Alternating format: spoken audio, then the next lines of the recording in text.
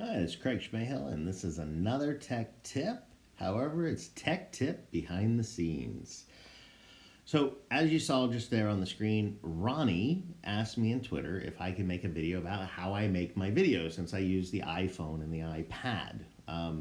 This, of course, was a weird concept, and it's taken me a couple weeks to try to figure out how to do this since I'm only using the iPhone and the iPad, so I'm trying to figure out how to record while recording and show the recording and show how I do it. So what you see happening on the screen right now is actually me having done a recording using the iPad camera, recording my iPhone as I record the Animoji um, intro, right, of how I do this, and then editing and adding text overlays and all of this. And okay, there's gonna be a bit of inception happening now.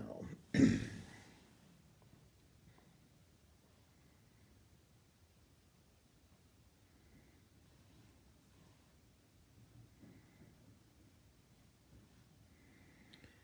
right, here we go.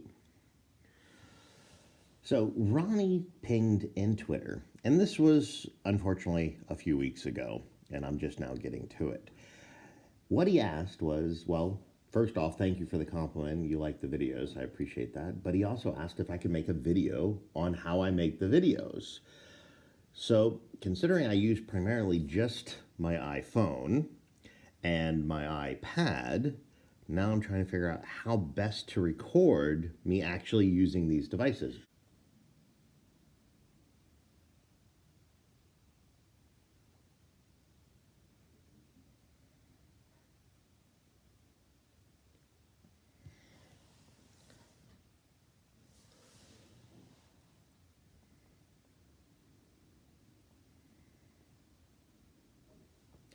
So that was a first. It cut off on me. Got to remember that. Very short.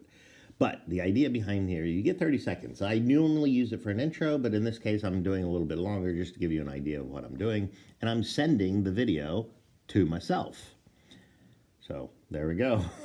And of course, because I'm doing it different ways and looking different ways, my head's moving all around. So there we go.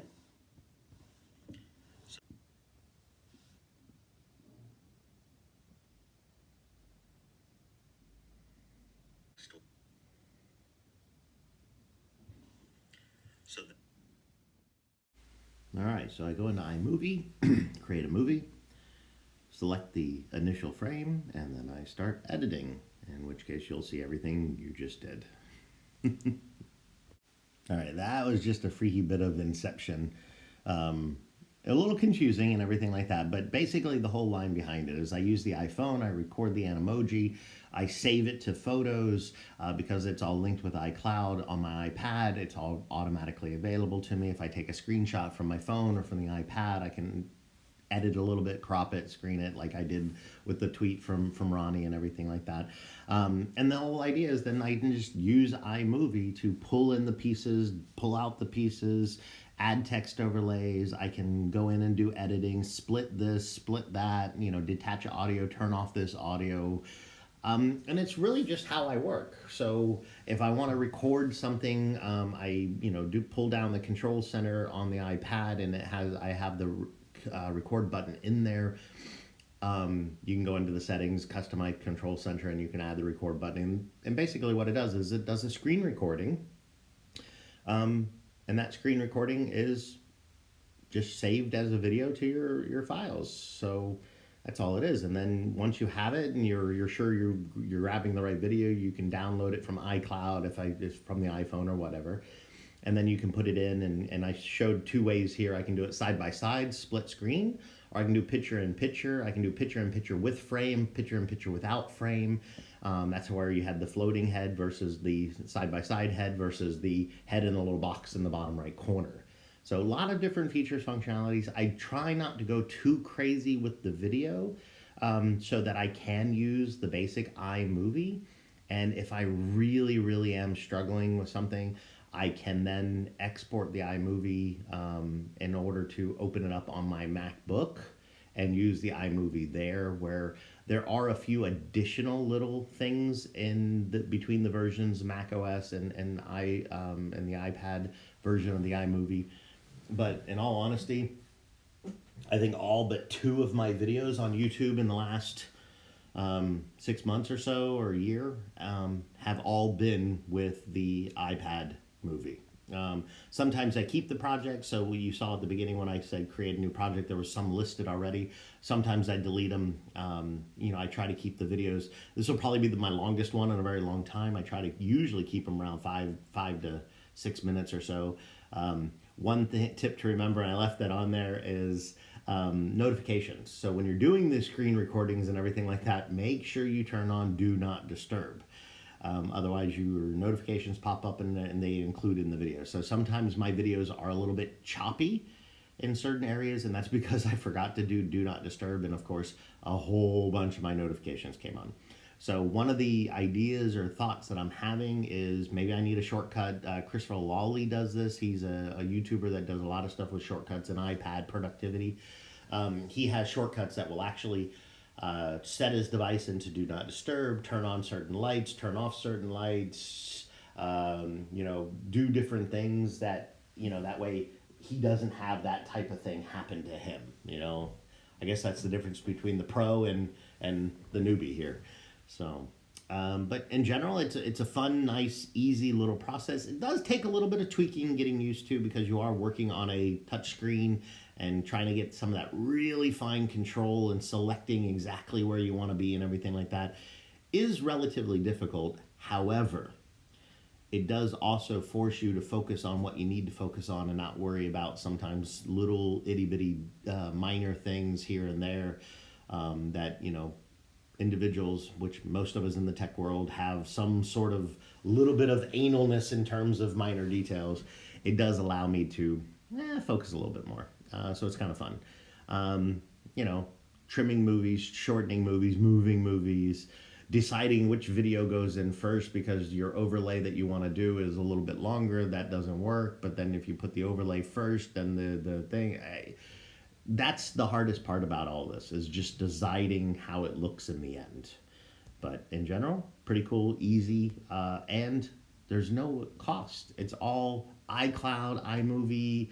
It's just this standard out-of-the-box stuff. There are some other editors out there which are even better, a lot more functionality, a lot more bells and whistles, the things that you can add in and things like that. But, in general, I like it. It's pretty cool. It's pretty easy. And I have it available regardless of where I am. Now, to save you watching all of the little tweaking of the editing, which the full edited video, right? So I did a screen recording of me editing the video. The full thing took 14 minutes and like 51 seconds. The actual video, the full product, which I will play here in just a minute, at the very end of this video, was only 2 minutes and like 6 seconds. So not too bad. I am getting quicker and easy and better at these in terms of optimizing my time involved. And then, of course, creating this video of showing those two videos probably taking me, another 10, 15, 20 minutes. So in particular for this video, I probably invested a good half hour, 45 minutes of my time. Maybe an hour of my time. But normally, it's usually about 15 minutes, and I can do one of my little short tech tip videos.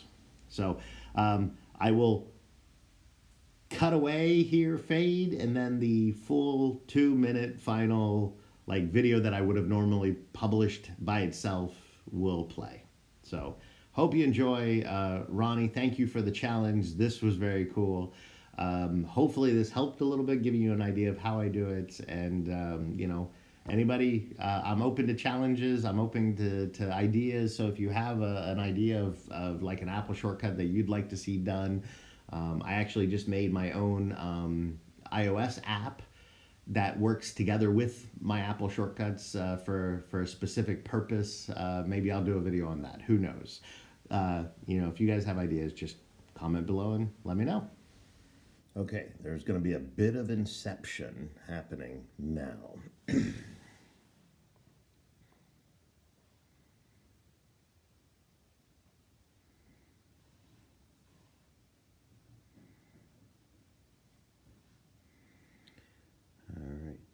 Here we go. So Ronnie pinged in Twitter, and this was unfortunately a few weeks ago, and I'm just now getting to it. What he asked was, well, first off, thank you for the compliment. You like the videos. I appreciate that. But he also asked if I could make a video on how I make the videos. So, considering I use primarily just my iPhone and my iPad, now I'm trying to figure out how best to record me actually using these devices.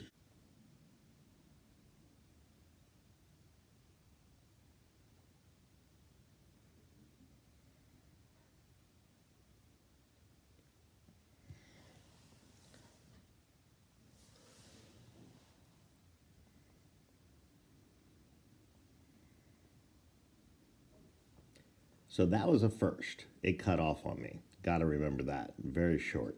But the idea behind here, you get 30 seconds. I normally use it for an intro, but in this case, I'm doing a little bit longer just to give you an idea of what I'm doing. And I'm sending the video to myself.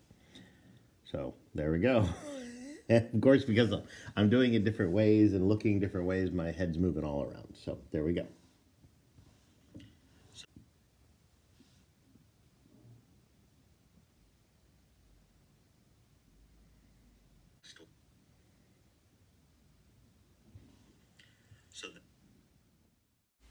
All right, so I go into iMovie, create a movie, select the initial frame, and then I start editing, in which case you'll see everything you just did.